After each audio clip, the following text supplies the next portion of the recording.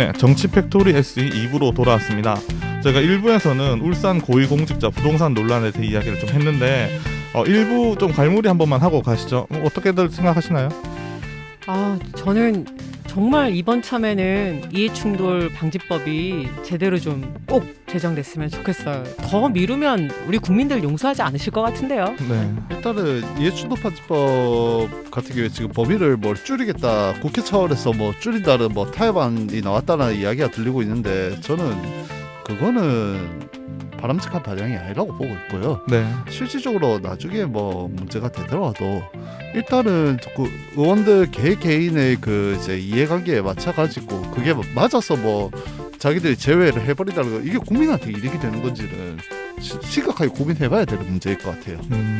저는 조금 쉬운 용어로 풀이해줄 수는 없나라는 생각이 들고요. 대부분의 제가 주변의 청년한테 여쭤보니까 이게 도대체 무슨 말인지 하나도 모르겠대요. 맞아요. 그래서 조금 더 쉽게 풀이할 수 있고 일반 시민들이 쉽게 이해할 수 있도록 해주는 방안도 저는 중요하다고 보고, 그리고 아직 갈 길이 멀었다.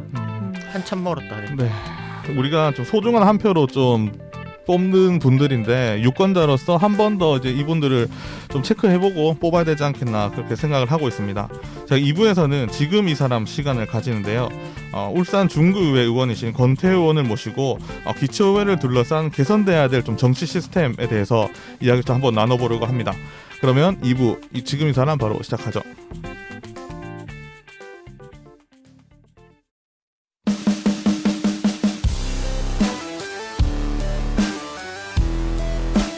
지금 이 사람. 네, 안녕하세요. 저희가 자매 방송인 시사팩토리에서도 한 번도 못 모셨던 분인데 시청자 그리고 청취자분들께 인사 한번 부탁드리겠습니다. 네, 반갑습니다. 울산 중구의 권태호 의원입니다. 네. 반갑습니다. 반갑습니다. 반갑습니다. 그래도 좀 간단하게 소개 한 번만 더, 어떤 일을 하시고 계신지, 어떤 분인지. 저는 원래는 그냥 자영업을 했었고 네. 또 노래를 불렀던 사람입니다. 울산 다운타운가에서. 노래를요? 네, 뭐 그렇게 음악 활동도 하고 이제 네. 제가 이제 운수업을 또 했었고 아. 그런 이제 직장을 다니고 있다가 제가 청년 운동을 하면서 네. 30대 때 이렇게 이제 지역 사회 선배님들께서 네. 이렇게 저에게 이제 정치를 한번 해보지 않겠냐 권유를 했고 네. 또 제가 그 당시 때 만 38살에 출마를 해서 한번 낙선의 경험도 있었고 네. 그리고 운이 좋아서 네. 이제 이렇게 삼선이 됐어요. 삼선이 되고 그래 하다 보니까 이제 여러 가지 지역 사회 활동을 하다가 보니까 뭐 정치라는 표현보다는 풀뿌리 민주주의, 뭐 어떤 지방자치, 뭐 지자체 이런 걸 활동은 오히려 지역의 심부름꾼, 뭐 그러한 표현이 맞지 않나 그런 생각을 하고 있습니다. 네, 알겠습니다. 예, 예. 뭐 저희가 본격적으로 좀 바로 방송을 시작할 텐데 예. 이번에 좀 전국에서 치러진 재보궐선거는 좀 어떻게 보셨나요? 저는 정말 국민이 두렵다는 생각을 다시 한번 되새김을 가질 수 있는 선거였지 않나. 그리고 우리 국민의힘이 저는 국민의힘의 소속입니다. 네. 국민의힘이 어떻게 잘해서 이긴 것이 아니라 네. 정말 민주당이 국민들에게 실망을 줬기 때문에 이번 선거에 패배한 것이지 네.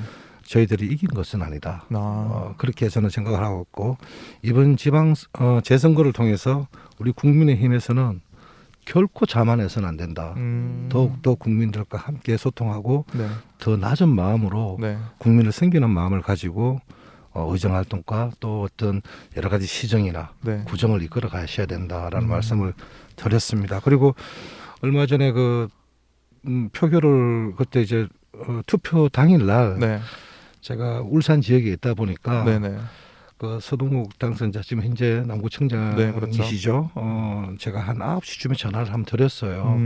통화를 한번 했는데 한 번 낙선의 경험이 있기 때문에 지난 2018년도 우리 이제 지방선거에서 지방선거 할 때. 정말 그때 낙선의 경험이 있기 때문에 절치부심의 마음으로 지금까지 또 기다려왔고 또 열심히 또 못다한 고정에 열심히 하고 또 주민들에 대한 섬긴 마음 더욱더 간직하겠다는 얘기를 하시더라고요.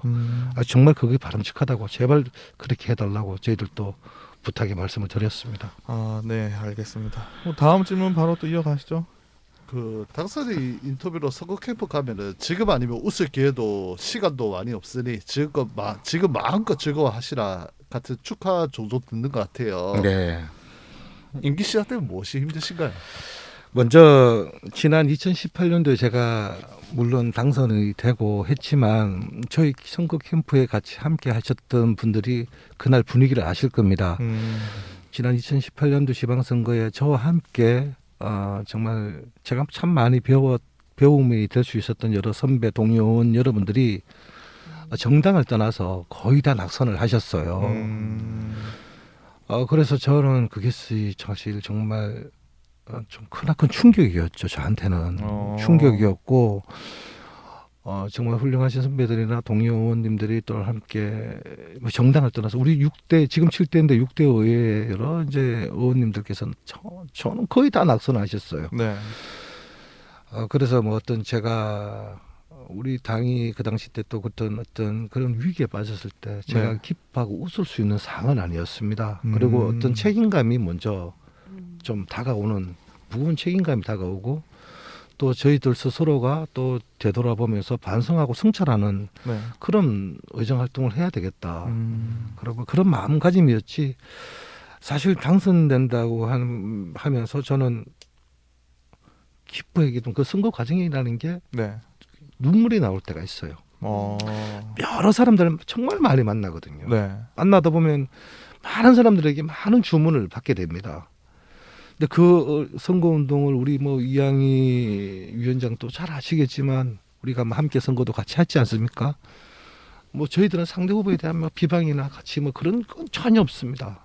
제가 지금까지 선거해왔던 경험은 좀 뭐 같이 함께 해왔기 때문에 네. 오히려 그런 부분에 대해서는 뭐 함께 하신 분들과 관계도 지금도 나쁘지도 않고. 네.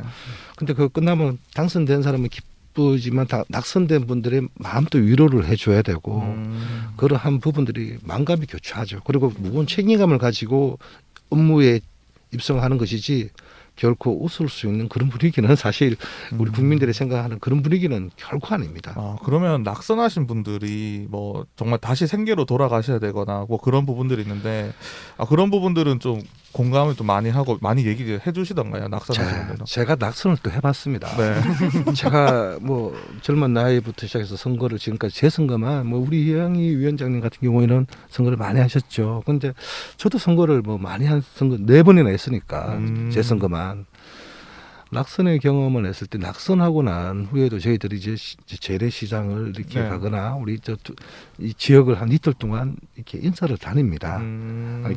지지해 주신 분이나 지지하지 않으신 분이라도 저희들이 어떤 선거 후보자로서 나와서 그렇게 13일간 활동하면서 네. 물론 예비 후보까지 합치면 약 한 90일간 되죠. 네. 그러한 과정을 보내면서 그분들에게 이제 감사의 인사 다시 이제 선거에 마무리를 짓는 인사를 하는데 저와 제 가족이 네. 이제 둘이서 같이 이렇게 가려다 보면 당선자들은 차를 타고 다니면서 인사를 많이 했는데 저는 그때 낙선에서 도보로 인사를 다녔었어요. 그냥 네. 차를 타고 다닌다는 게 오히려 저 자신이 좀 더 오히려 제 이름을 알리기에는 차를 타고 다니는 게 좋았겠지만 저희 가족과 함께 그냥 걸어서 가는데 가장 좀 마음이 저는 괜찮아요. 낙선 네. 제가 부족했기 때문에 낙선한 것인데 저희 가족이 걸어가다가 이렇게 당선된 분들이 차에서 내려서 격려를 해주십니다. 뭐 서로 상대 후보였지만 이 격려해주는 모습에 저도 축하드린다고 말씀을 드렸는데 그러면은 그 과정에서 저희 집 사람이 눈물을 보였을 때 저는 괜찮은데 많이 우는 모습에 제가 그 옆에 인간의 휴지를 가져와서 닦아라 그러고 그러면은 그런 적도 있었어요. 낙선하셨을 때랑 당선되셨을 때 네. 서로 어떻게 보면 네거티브가 진행될 수 있었잖아요. 거기에 대해서는 서로가 이제 뭐 다시 뭐 화해나 이런 것들 많이 하나요? 제가 한 가지 말씀드렸는데 뭐 저 본인 선거했을 때 상대 후보를 네거티브 한 적은 사실 없죠. 이번 선거 때 저희 여의도 연구소에서 네. 이렇게 연구한 조사를 우리 여론조사가 우리가 일주일 전부터는 이후로는 공포할 수가 없지 않습니까? 네. 자체 여론조사는 계속 합니다. 그랬을 때 어떤 네거티브에 대한 선거가 나왔을 때마다 이 격차가 여론조사가 더 벌어지는 상황입니다. 지금까지 이제 우리가 총선 뭐 21대 총선이라든지 또 지방선거의 어떤 이제 네거티브로 이런 선거를 한다고 해서 국민들이 결코 그것을 의혹만 제기한다고는 사실관계가 아닌 이상 도덕성에 대한 문제는 분명히 알려야 되겠죠. 그러나 의혹만 제기할 뿐이고 근거 없는 얘기를 했을 때는 그리고 거기에 대한 법적 책임도 지지 않습니까? 네, 제가 궁금한 건 그 서로 이제 낙선되신 분이나 당선되신 분이 네. 어떻게든 뭐 선거 과정에서 네거티브가 있을 수 있는데 네거티브가 있어. 이거 지방 기초의원에서끼리는 뭐 네거티브가 있는 경우는 거의 없습니다. 아 그런가요? 그런 거 없습니다. 저는 혹시 한 가지 여쭤보고 싶은 게 네. 우리가 어쨌든 기초의원이 되셨으면은 급여 체계에 대해서 좀 궁금한 게 많아요. 어쨌든 기초의원이 많은 급여를 받는 거는 아니잖아요. 그렇죠. 그래서 그 부분에서 만약에 직급당비를 내고 뭐를 내고 하신다면은 실제로 생계에 대해서는 이게 어찌 보면 4년 계약직이잖아요. 그렇죠. 그렇죠. 그래서 이 부분에 대해서 미래에 대한 불안함이나 이런 게 혹시 없으신지 조금 궁금합니다. 사실은 이제 우리가 이 선출직을 하고 있는 모든 분들이 어떤 꿈과 희망을 위해서 도전하는 과정이라고 저는 표현하고 싶습니다. 그런데 이제 우리가 현실상 이제 우리가 기초의 여러 가지 문제점들이 이제 의정비 현실화가 돼야 되는데 네. 국회의원들과 우리 지방의원들의 어떤 의정비 같은 경우에는 정말 차이가 많이 나고 있습니다. 그리고 우리 기초의원들 같은 각 지자체마다 네. 어떤 재정 자립도에 따라서 다 틀립니다. 이런 것들은 이제 행안부에서 어떤 정도의 지침을 해서 전국적으로 네. 동일하게 하고 공무원의 어떤 준하는 네. 어떤 예산을 편성해서 의정활동비가 지급이 돼야 된다고 저는 생각하는데 네. 지금 이제 저희들이 8급 어떤 호봉이 좀 많으신 분들하고 비슷한 수준입니다. 아, 8급의 호봉 많으신 8급의 호봉이 많으신 분들 정도의 어떤 비슷한 그런 이제 수준이고 네. 그러한 수준의 이제 의정비다 보니 현실적으로 좀 전문성을 띠고 있는 분들이 어떤 지방의 진출을 한번 해보고 싶어도 네. 이 의정비에 대한 현실을 알고 보면은 그냥 뭐 사실 누가 우리 젊은 나이에 네. 아이들도 키워야 되고 돈도 벌어야 되고 아이들 교육도 시켜야 되지 않습니까? 그래서 저 같은 경우는 저희 집사람이 오랫동안 제가 의정활동 할 동안 맞벌이를 하고 있습니다. 아 그럼 정말 경제 활동이 조금 어려우신 부분이 좀 없지 않아 있네요. 그건 사실 있습니다. 그래서 저희들이 5대째부터 5대 그 전부터 이제 초대 2대째는 의정비가 없었죠. 네. 해외수당이라는 게 있었죠. 그래서 지금 이제 의정비랑 거의 비슷합니다. 그러나 그분들은 다른 직업을 가지고 있을 수가 있었어요.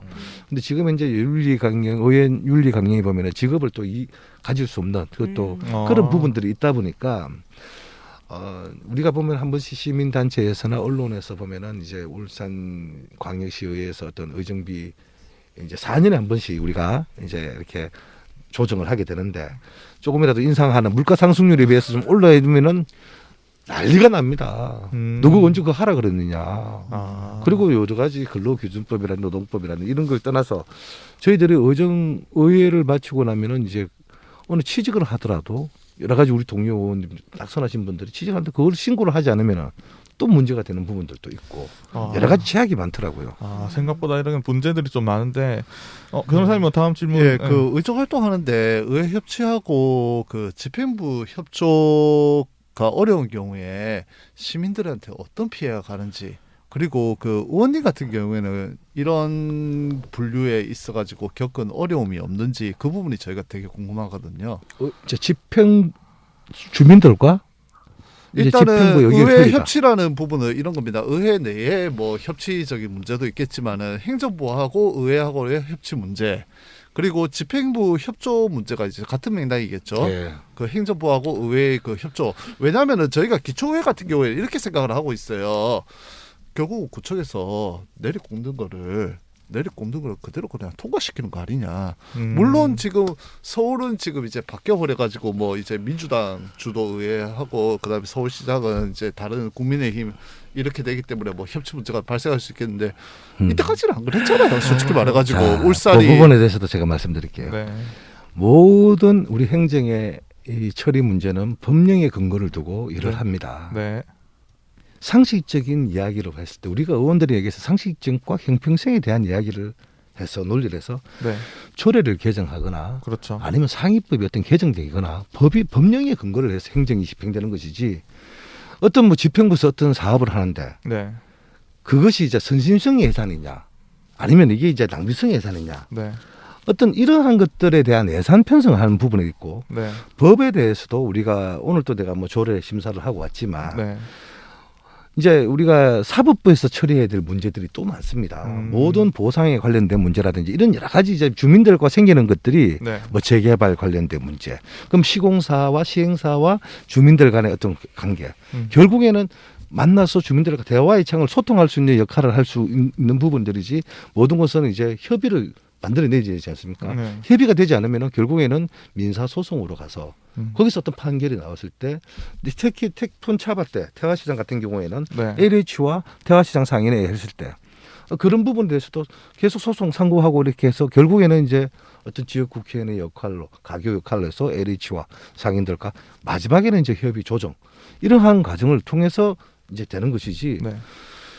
이런 이제 뭐 법령의 근거를 두다 보니까 뭐 어떤 거기에 근거해서 명시되는 부분들 또 우리가 해석할 수 없는 부분은 상위법에 질의를 해서 그 관련된 답변서를 보고 또 거기 관련된 어떤 소송을 통해서 네. 해결할 수 있는 부분들이지. 그렇지 이제 우리는 주민들의 대변인이기 때문에 네. 주민들의 입장에서 상식적인 이야기는 우리가 할 수가 있죠.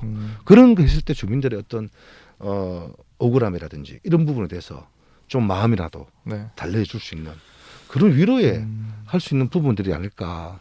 뭐 제가 저는 변호사이다 그렇게 보니까 예. 조금 이제 걸리는 부분이 있어서 제가 말씀을 드리는데 소송은 최후의 수단이에요. 그렇죠. 소송은 최후의 수단이고 결국은 분쟁이 발생하면은 이런 이제 대형 분쟁이 발생하면은 이제 주민들의 대변인을 할 수 있는 의원들이나 아니면 구청장이 중간에서 중재를 나서는 게 맞아요. 중재 소송으로 가서 이게 소송으로 가는데 실질적으로 다 알고 계시잖아요. 1심 판결 나는데 몇 년 걸렸습니까? 2심 판결 나는데 몇 년 걸렸습니까? 아직 상고심 진행 중이에요.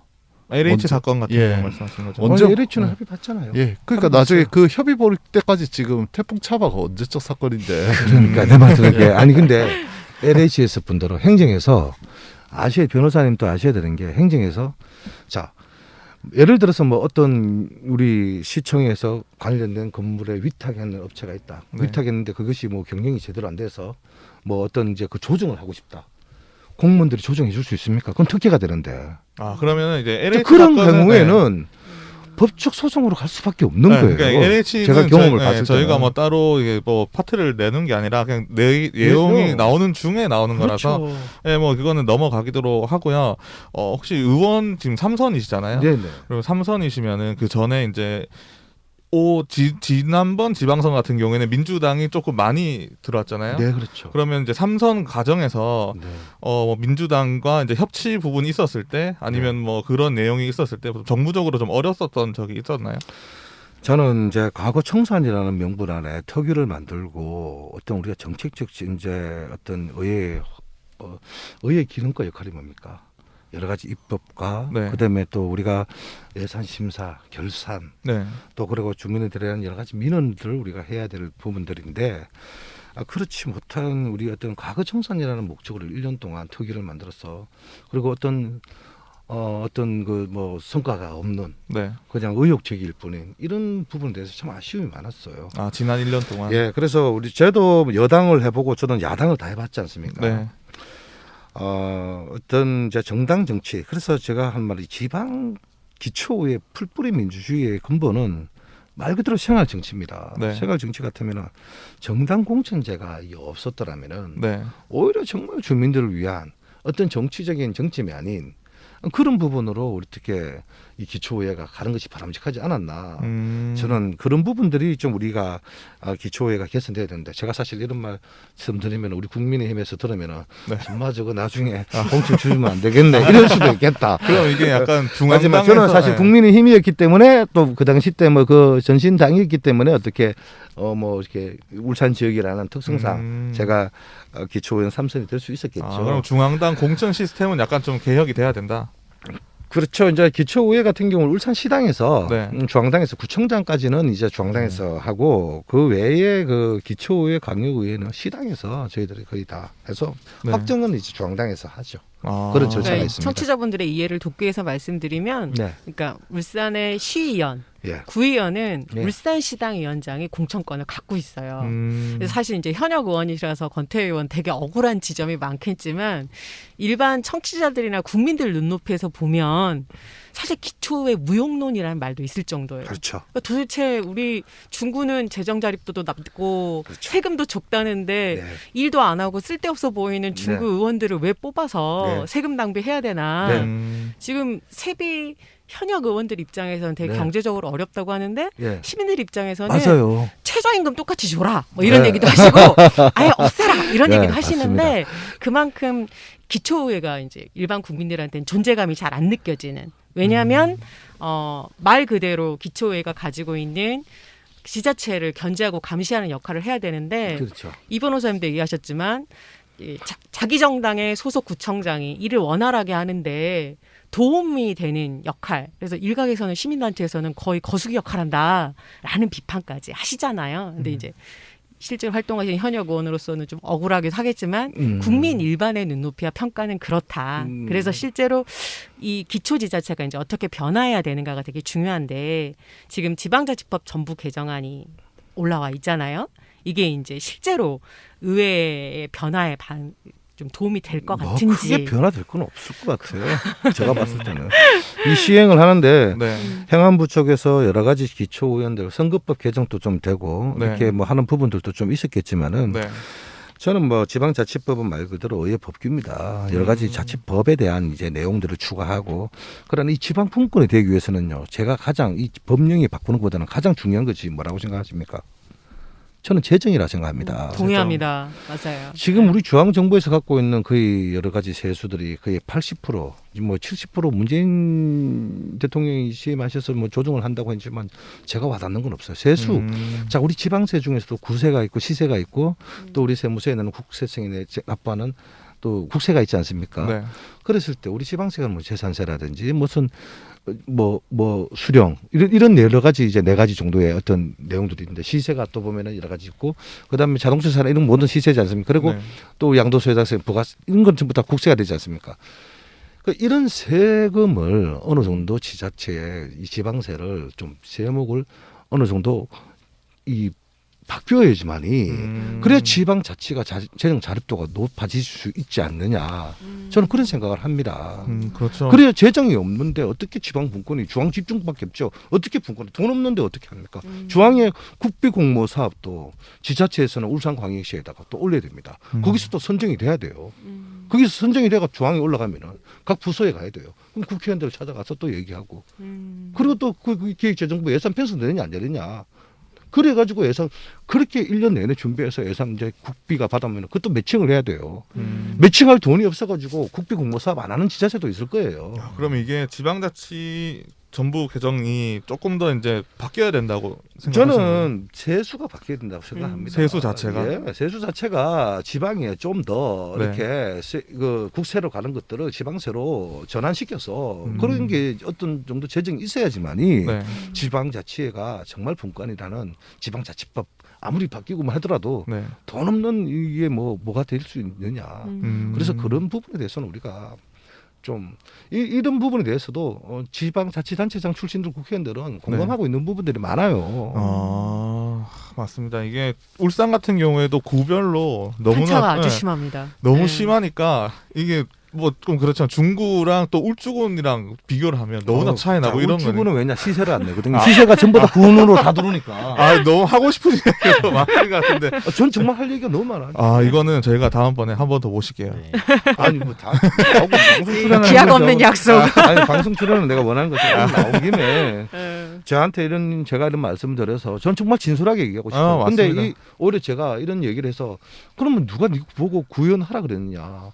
우리도 한 사회의 구성원이라고 저는 생각합니다. 그렇죠. 누군가는 해야 돼요. 맞습니다. 그러나 이제 제가 그러면은 뭐 의정비 그냥 봉사하는 마음으로 해야 되는데 그 제가 아까 말씀드리는 게 뭐냐 전문성을 띠고 있고 훌륭한 인재들이 지방의회 진출하는데 의정비 현실화가 안 되다 보니까 그런 데 대해서 갈등을 하시고 포기하시는 분들도 있다는 거죠. 그렇죠. 그래서 그런 분들이 인재가 들어오는 거면 우리 지방자치가 더 하고 우리 이양희 위원장님께서 아까 말씀하셨던 우리 지방의회가 저는 정치라는 표현보다는 심부름권이라고 제가 서두에 말씀드렸지 않습니까? 네. 예를 들어서 우리 행정에 우리 주민들이 그 눈높이가 굉장히 높습니다. 사실 만나기가 쉽지가 않아요. 간다는 게 일반 우리 사람들은 그러면 그분들이 만만한 게 누군지 압니까? 우리 같은 구의원들입니다. 전화해서 그냥 뭐 부탁 좀 이거 좀 알아봐 두가. 우리가 해결할 수 있는 건 없습니다. 알아봐 줄 수밖에 없습니다. 그럼 그런 역할도 필요한 것이 기초의회다. 네, 맞습니다. 추가 저희가 질문, 예, 시간이 조금 많이 부족해서 다음 질문을 제가 좀 말이 많죠. 아니요, 좋습니다. 네, 추가 질문 드리도록 할게요. 얼마 전에 박성민 의원께서도 이와 관련해서 이제 신문 기사 인터뷰도 하시고 어느 정도 보도로 나온 거로 봤는데 울산 중구 사안 뭐 추가적으로 저는 안 여쭤볼 수 없을 것 같아요. 혁신도시가 좀 세워진 지 오래되었는데 생활 인프라 같은 경우에는 이제 유곡동 말고는 굉장히 부족한 게 현실이고 그렇죠. 삼선 의원 입장으로 보셨을 때 현재 말만 무성하게 돌고 있는 동원 개발이나 신세계와 논의 중인 사안 혹시 추가로 또 업데이트된 사안이 있으면은 한번 부탁드리고 또 최근에 박성민 의원께서 발표해 주시기도 하셨는데 도시 융합 특구가 지금 울주군에 되려고 하다가 지금 원래 우리가 발표가 못 났지 않습니까? 네. 자, 저는 우리 노무현 대통령께서 네. 정말 잘하신 게 제가 뭐 여러 가지도 많겠지만 제가 대표적으로 뽑는다면은 선거법 개정과 네. 그리고 국가 균형 발전을 위해서 혁신도시 공공기관을 10개 도시를 이렇게 나누어서 이렇게 전국적으로 균형적으로 발전시키려고 하는 그 정책은 저는 정말 높이 평가하고 싶습니다. 네. 그러나 이 혁신도시가 이제 공공기관이 내려온다 정주요건들 이런 것들이 제대로 안 되다 보니까 그렇죠.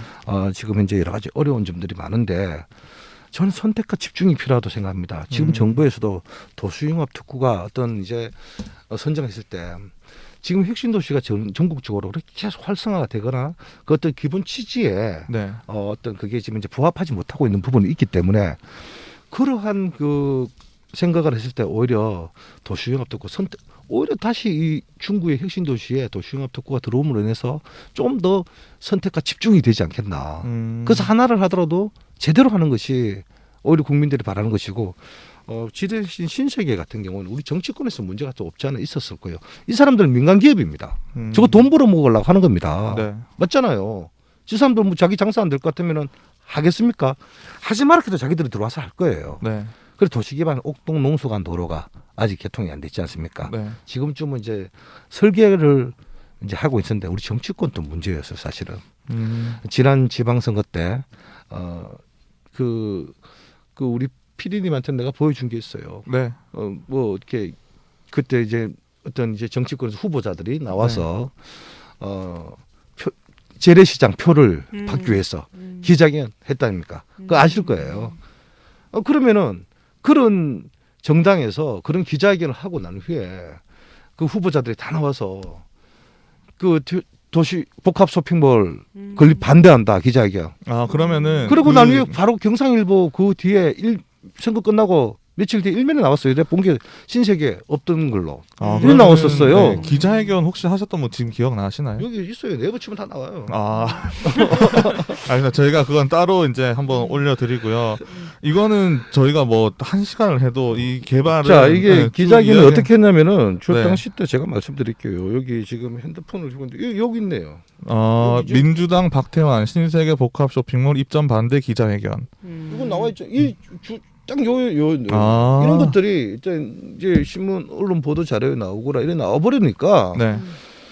저도 정치하는 사람이지만 이 유튜브죠. 네, 뭐 그렇죠. 말씀하셔야 됩니다. 저도 정치하는 놈이라 그럴게요. 진짜 우리가 표를 받고 먹을자면 너무 표의 의식에서 이런 것들 해서 내가 정말 좀 그런 게 좀 마음이 좀 아쉬운 점이 많아요. 제가 평소에 참 좋아하는 선배였거든요.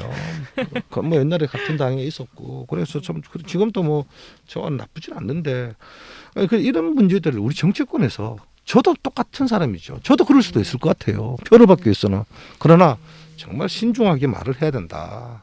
아, 네. 그러면은 제가 또 어제 들은 게 있는데 김 PD랑 그 옛날 중부 소방서 이제 부지 개발을 놓고 일부 시민들과 지역 상인의 회원들이 반대 의견이 좀 있다고 들었어요. 그래서 이 빽빽한 골목 문화 한켠에 광장이 필요하다는 주장인데 좀 중구 활성화를 해서 어떤 고민이 필요한지 진짜 1분만 딱 말씀해 주시죠. 이거 1분 가지고 간다는데.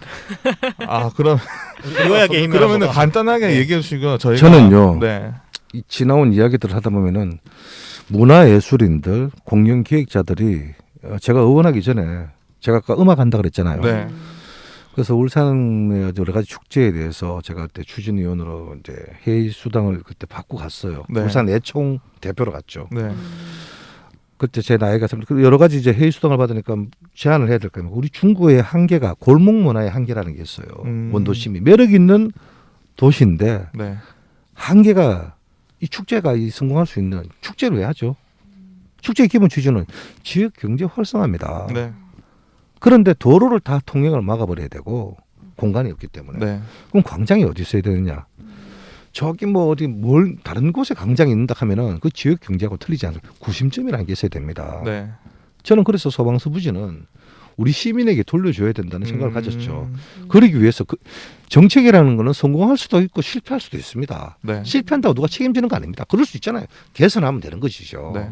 그래서 저는 중부 소방서가 우리가 예를 들자면 유럽 여행을 간다든지 이렇게 가보면 이제 노천 카페도 있고 광장에 네. 예를 들면 피렌체의 노빌리타 광장이라고 예를 들게요. 네.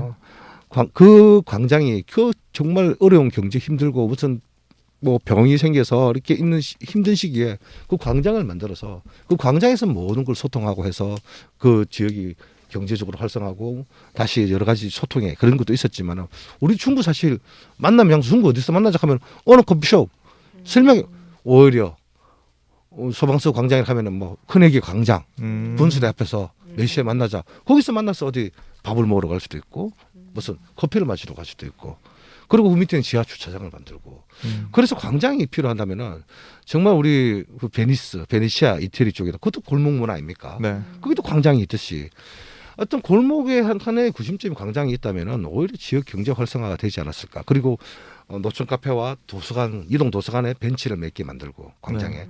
그리고 버스킹 할 수 있는 조그마한 무대를 하나 만들고 네. 그런 무대를 그리고 거기 이제 머물 수 있는 중구를 만들기 위해서는 오감이라는 게 필요하지 않습니까? 네. 그런 것들을 했을 때 뭐 LED 미디어 스크린 이렇게 구경할 수 있는 제가 정말 그런 정책에 대해서는 하고 싶은 얘기가 너무 많아요. 근데 울산시에서 거기 지금 뭘 만드느냐? 청소년 회관 그리고 지식산업센터 소방서가 아직 거기 있답니다. 소방서는 저는 번영로나 장충로 쪽에 진출입이 아, 맞아요. 원활한 그거는 곳으로 가야 된다고 그건 생각해요. 맞습니다. 그 앞에 지금 오피스텔이 하나 들어와 있어요. 옛날에 네, 삼성생명 빌딩 앞에. 그럼 교통 영향 평가를 해봤는지 제가 참 의심스럽고 강변 쪽으로 나가거나 그리고 거기 원도심 쪽에 소방 비급 화재가 났을 때 긴급 상황만 얘기할 것이 아니라 그게 세치 쪽이라든지 방구동까지 관할을 다 해야 된단 말입니다. 그랬을 때 나는 좀 그런 것들이 네. 아쉬움이 많았어요. 이게 참 중구 발전 그리고 중구가 어떻게 보면 옛 도심이잖아요. 이게 좀 좋은 쪽으로 방향 많이 발전했으면 좋겠고요. 이게 이런 이야기를 저희가 좀 진짜 짧게 했는데 나중에 조금 더 진짜 길게 다시 한번 모셔도 될까요? 뭐 기약 없는 약속이 아니라 정말로. 아니요, 저는 할 얘기 많은데요. 네. 방송 나와서 말 잘못 해버리면 또 괜히 오해해서 할 수 있을 거예요. 근데 저희는 전 진짜 오늘 얘기는 진심으로 다 한 거예요. 아 맞습니다. 제가 뭐 시나리오 들고 온 거 없잖아요. 네. 이거 뭐 질문한다 하는 것도 오늘 와서 지금 질문 내용도 제가 뭐 이런 질문을 하시는구나 싶어서 네. 지금 봤는데 네. 하여튼 제가 생각했을 때는 소방서 부지 참 많은 주민들 이항희 맞습니다. 위원장님도 제 말에 좀 공감 안 하세요? 아 그렇지 않나요 진짜 거기 광장이 된다면 더 좋지 않을까요? 네, 그거는 조금 저희가 나중에 한 번 더 이야기를 해보고요. 오늘 방송 진짜 짧게 한 10초씩만 마무리 발언해 주시죠. 사실 기초의회가 참 어려운 것 같아요. 왜냐하면 가장 국민들하고 가까이 있는 곳인데 또 그러다 보니까 정말 다양한 층위의 민원을 또 처리하고 해결해야 되잖아요.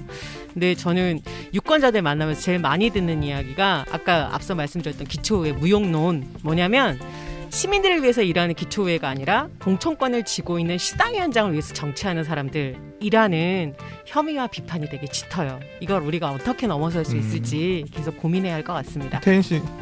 네네네. 저는 일단은 뭐 기초의원 관련해서 이번에 뭐 굉장히 흥미있는 통계가 나왔는데 이게 자칫 남녀 간의 갈등을 초래할까봐 그 부분은 말을 아끼고요. 저는 공직선거법 47조 3항에서 이 부분에서 청년이 꼭 들어가야 된다고 말씀드리고 마무리 짓고 싶습니다. 네, 변호사님. 네, 저는 특별히 드릴 말씀 없습니다. 네, 알겠습니다. 저희가 또 다음 주에는 또 다른 주제로 좀 더 재미난 주제로 방송을 하도록 하겠습니다. 그러면 저희가 항상 마무리하는 멘트 좋아요, 구독, 댓글, 알림 설정 꼭 부탁드리겠습니다. 한번 외치고 방송 마무리하도록 하겠습니다. 네. 좋아요, 댓글, 구독, 알림 설정 해주세요. 안녕. 수고하셨습니다. 수고하셨습니다.